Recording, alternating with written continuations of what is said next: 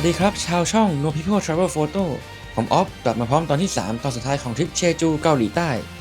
ถ้ายังไม่ได้ดูตอนที่ 1 ตอนที่ 2 ผมแปะลิงก์ไว้ใน description นะครับพลาดไม่ได้จริงๆ มีแต่สถานที่สวยๆจากตอนแรกที่เราไปที่เกาะเชจูโซนตะวันออกและตอนที่ 2 ผมพาไปเที่ยวเกาะเชจูโซนใต้เข้ามาสู่ตอนสุดท้ายในโซนตะวันตกเฉียงเหนือของเชจูและชายฝั่งทางเหนือของเชจูอัดแน่นไปด้วยหาดสวยๆทั้งนั้นเลยการวนตามเข็มนาฬิการอบเกาะของเราใกล้จบแล้วครับขาสุดท้ายของทริปนี้เราเดินทางต่อมาจากไร่ชาโอซุล็อกนะครับและที่แรกที่เราจอดเที่ยวเลยคือซินชางวินมิลโคสเทลโรดจุดเช็คอินเล็กๆที่กังหันลมไม่เล็กไฮไลท์เด่นของที่นี่คือแนวกังหันลมสีขาวขนาดใหญ่ที่ตั้งเรียงรายอยู่ในทะเลครับที่เคยเห็นมาก็จะมีกังหันบนยอดเขาบ้างกลางทุ่งบ้างแต่ในทะเลเนี่ยเพิ่งเห็นเป็นครั้งแรกเลยซึ่งตามแนวชายฝั่งทางเหนือของเกาะเชจูทุกคนจะได้เห็นกังหันลมในน้ำเพียบเลยบนเกาะเชจูเขาเน้นเรื่องพลังงานสะอาดมากครับทั่วทั้งเกาะมีกังหันผลิตไฟฟ้าอยู่รวมกันเกิน300ต้นเลยนะ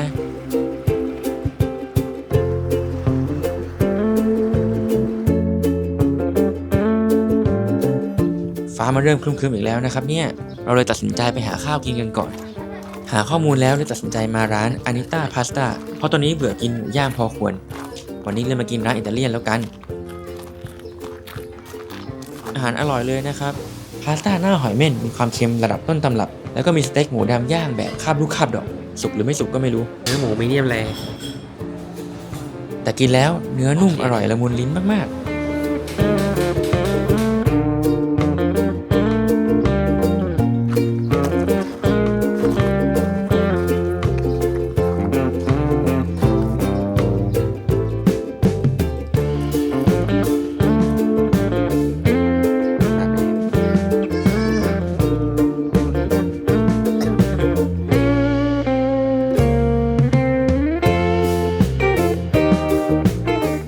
ข้าวเสร็จเมฆก็ยังปกคลุมครับ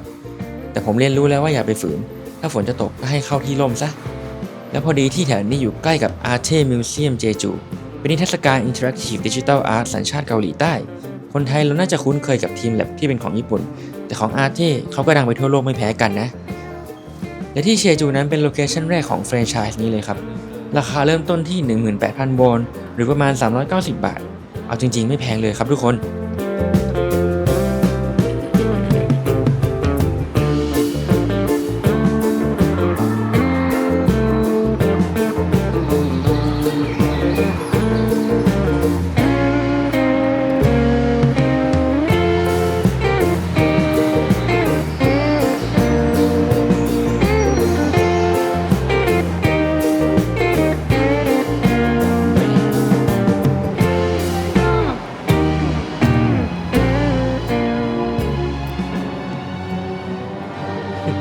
ด้านในก็มีหลายโซนด้วยกันนะครับแต่จะมีแค่ห้องการ์เด้นที่มีแสดง 3-4 โชว์วนๆไปโชว์หนึ่งประมาณ 10-20 นาทีถ้าอยู่ดูจนครบก็น่าจะเป็นชั่วโมงอยู่นะก็จะเป็นการเอาภาพวาดของศิลปินระดับโลกมาขยายใหญ่บนจอ LED บนกำแพงไปเลยครับ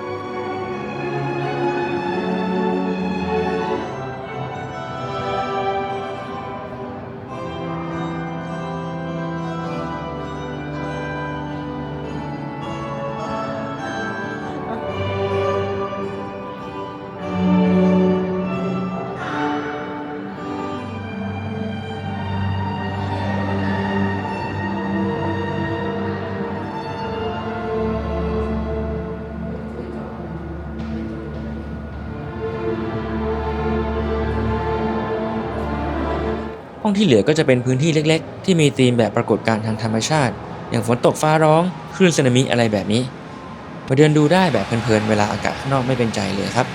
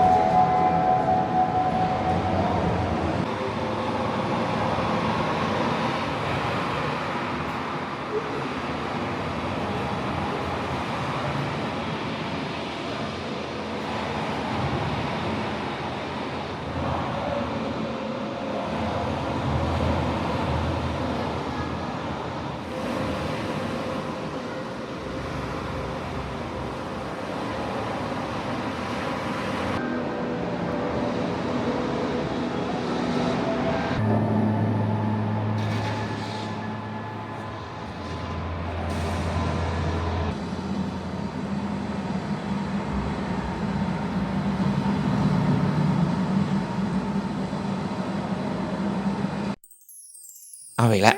กิจกรรมทดลองความคิดสร้างสรรค์ที่มีน้อยมากอย่าตัดสินกันเลยครับว่าได้แค่นี้แหละวาดเสร็จแล้วงานศิลปะระดับอนุบาลของเราก็จะลงไปแหวกว่ายในจอด้วยนะ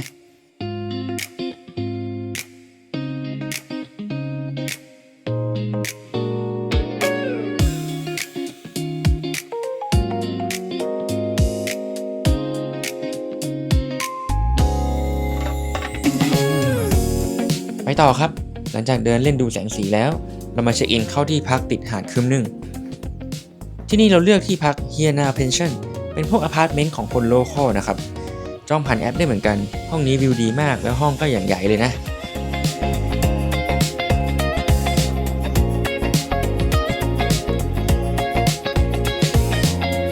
นอกจากห้องใหญ่โตแล้วยังมีห้องครัวแชร์ด้วยนะครับ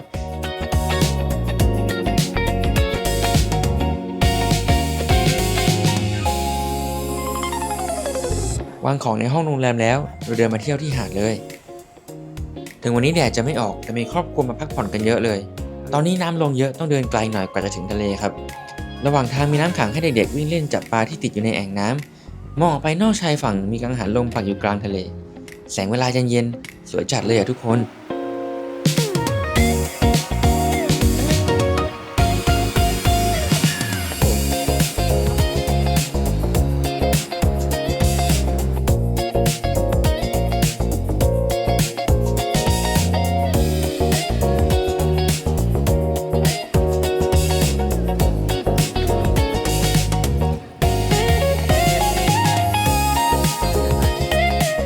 จะรอดูพระอาทิตย์ตกก็ยังอีกนานครับเลยเดินมากินข้าวใกล้ๆก่อนดีกว่าใกล้พระอาทิตย์ตกแล้วค่อยเดินกลับไปดูใหม่ยังทันนะร้านนี้ชื่อคืมนึงรีสอร์ทของลุงกับป้าอาหารบ้านๆอร่อยเลยล่ะ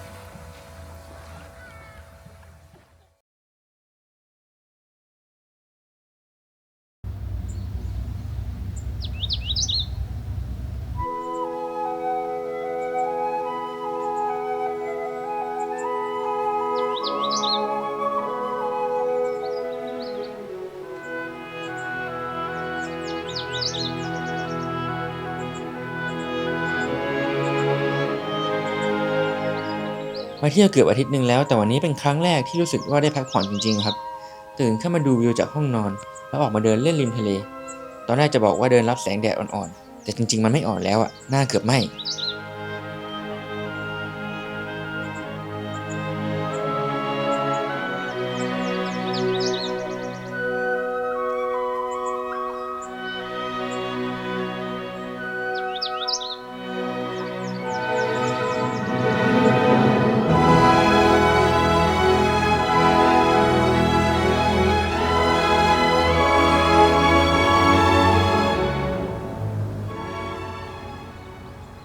วันนี้เป็นวันที่เราจะขับรถเที่ยวเลาะไปตามชายฝั่งเพื่อมุ่งเข้าสู่เชจูซิตี้กันแล้วครับเรียกได้ว่าเที่ยวทะเลกันแบบเต็มอิ่มไม่ไปทะเลอีก2 ปียังไหว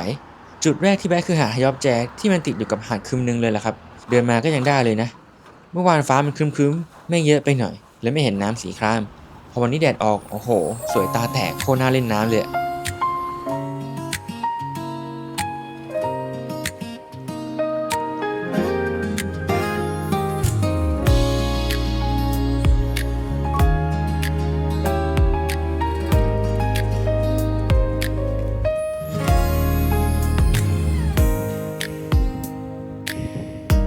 สวยไม่ไหวจริงๆอีกอย่างที่ไม่ไหวเหมือนกันคือแดดครับใครมาเที่ยวควรเตรียมอุปกรณ์กันแดดมาให้พร้อมด้วยนะเอาจริงตั้งแต่มานี่ต้องกันทั้งฝนทั้งแดดและกันลมมีครบทุกฤดูอะไรขนาดนั้นตอนเดินเล่นอยู่มองเห็นร้านสตาร์บัคที่มีที่นั่งชั้น2ครับ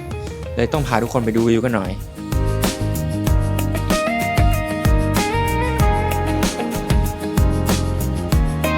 วิวจากชั้นล่างก็สวยแล้วถ้าวันไหนฟ้าแจ่มๆแบบนี้ไม่ควรพลาดจริงๆครับ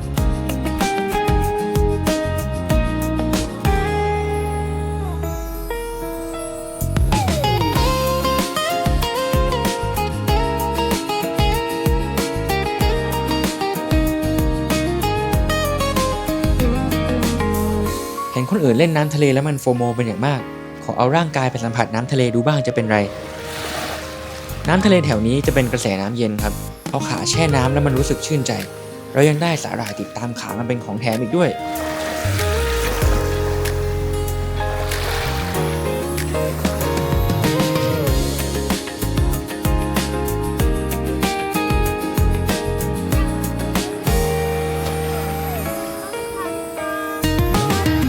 อยากจะเล่นน้ำอยู่ตรงนี้ไปอีกสัก2 ชั่วโมงแต่ต้องเตือนตัวเองว่าเดี๋ยวยังมีอีกหลายหาดให้แวะนะครับที่ต่อไปเป็นอีกหาดที่สวยอีกแล้วชื่อว่าหาดควักจีเรื่องความสวยผมให้พอๆกับที่ฮอปแจนะแต่ไม่รู้ว่าทำไมที่นี่คนน้อยเหมาะกับคนที่ชอบความเป็นส่วนตัว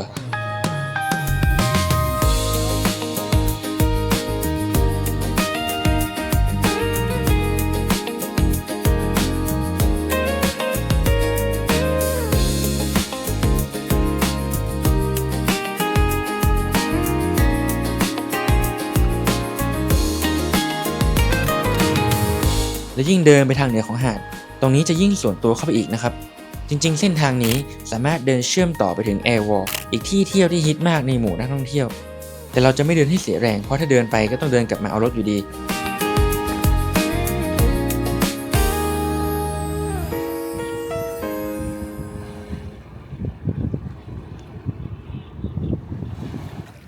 พอเดินมาเจอกับเวิร์กในแนวการคลื่นเลยตัดสินใจลงไปเดินในน้ำซะหน่อย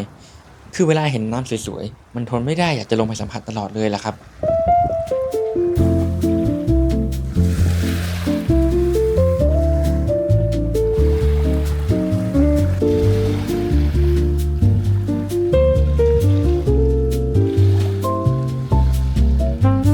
ขับรถออกมาจากหาดควักจีแป๊บเดียวจะเจอร้านอาหารในโรงแรม A-Wall The Sunset ร้านอาหารกึ่งคาเฟ่ที่อยู่บนยอดผาที่มองออกไปเห็นทะเลและที่สำคัญกว่าวิวสวยคือว่าร้านนี้เป็นคาเฟ่ร้านแรกที่อาหารอร่อยจริงๆนะ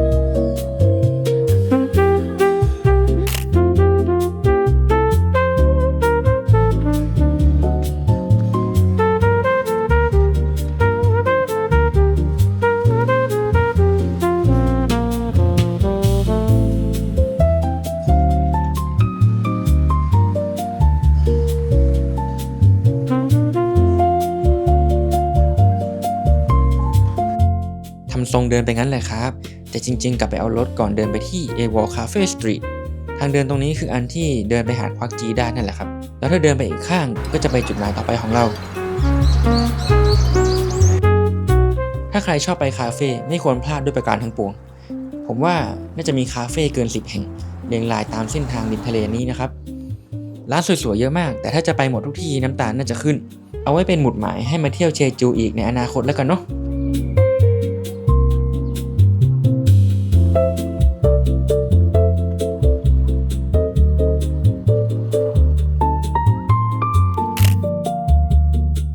ก็แดดมันร้อนเลยขอแวะคาเฟ่แรกที่เห็นเลยแล้วกัน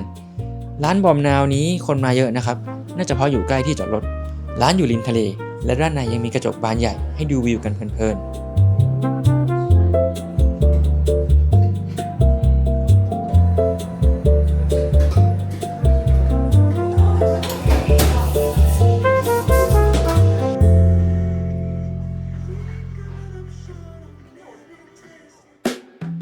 ไปต่อครับไปต่อหาดอีโฮเทอูที่นี่น่าจะเรียกได้ว่ามาถึงเมืองเชจูซิตี้แล้วละมั้งครับเปิดแผนที่ในแอป Naver มันจะพามาจอดที่ยอดเนินนี้ตอนแรกก็ว่าจะเดินไปประภาคารไกลๆนู่นแต่เปลี่ยนใจขับรถไปเถอะทุกคนสามารถวนรถไปจอดข้างหน้าได้เลยนะครับที่หาดอีโฮเทอูเขามีชื่อเสียงก็เพราะประภาคารคู่สีแดงสีขาวนี่แหละครับทำออกมาเป็นรูปม้ายิ้มน่ารัก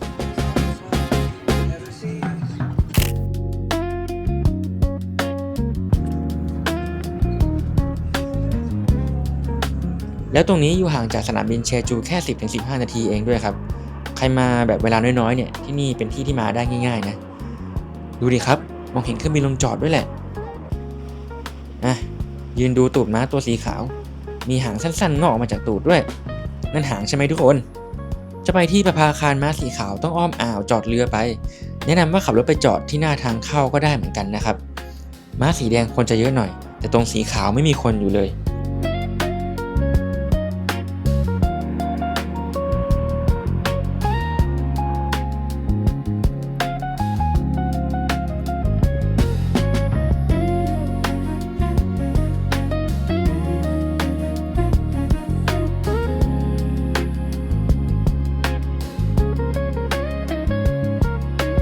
มาถึงเมืองเชจูแล้วล่ะครับก่อนหน้านี้เอากระเป๋าไปเข้าโรงแรมมาแล้วด้วยนั่งพักผ่อนจนแดดมันเริ่มอ่อนแรงลงหน่อยก็ออกมาเดินเล่นในเมืองไม่ได้หาข้อมูลในเมืองมาเท่าไหร่เลยแต่รู้ว่าคนไปที่นูเวมารุสตรีทกันเยอะเพราะเป็นโซนช้อปปิ้งไม่ค่อยชำนาญด้านนี้เท่าไหร่ด้วยครับขอไม่รีวิวให้ฟังเยอะแล้วกันเดินเล่นนิดหน่อยแล้วไปที่เที่ยวปิดทริปของเราดีกว่าเนาะ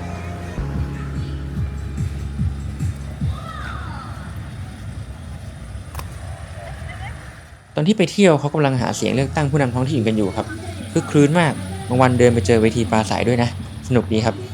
กลับมาเรื่องของเราดีกว่าที่นี่คือโดดูเรนโบว์โคสตัลโรดไม่มีอะไรมากครับเป็นแท่งปูนทาสีรุ้งเพราะฉะนั้นเราจะไปที่ชอบมากกว่านี้กันครับ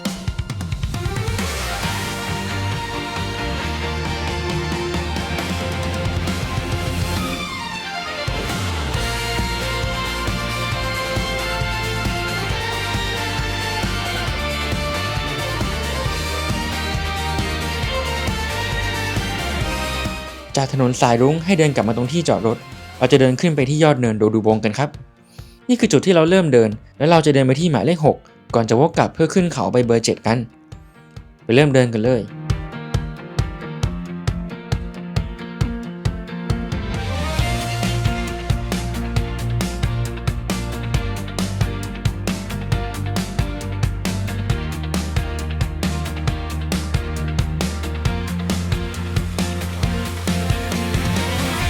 ถึงแล้วครับจุดชมวิวเบอร์6มองลงไปแล้วเห็นประภาคารรูปม้าที่หาดอีโฮเทอูด้วยนะตรงนี้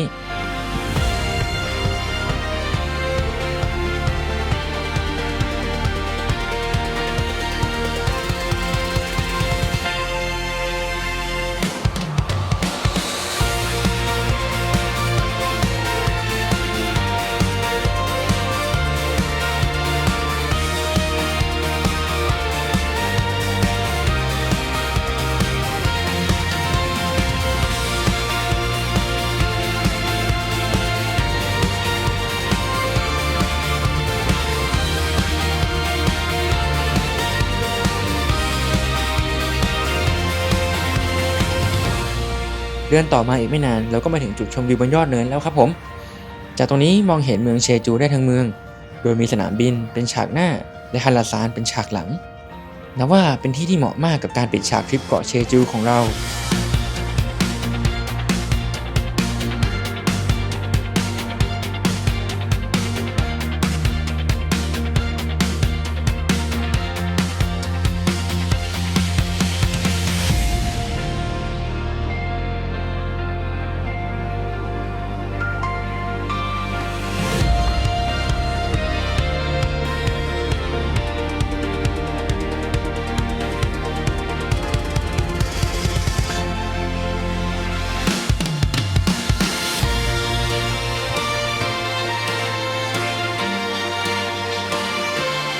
สำหรับตอนนี้ก็ฝากเพื่อนๆทุกคนช่วยกันกดไลค์แสดงความเห็นชอบไม่ชอบยังไงให้ผมเอาไปปรับปรุงในอนาคตด้วยนะครับแล้วก็อย่าลืมแชร์คลิปและ Subscribe เพราะถ้าไม่มีคนดูจะไม่มีแรงทำคลิปต่อไปนะครับทุกคน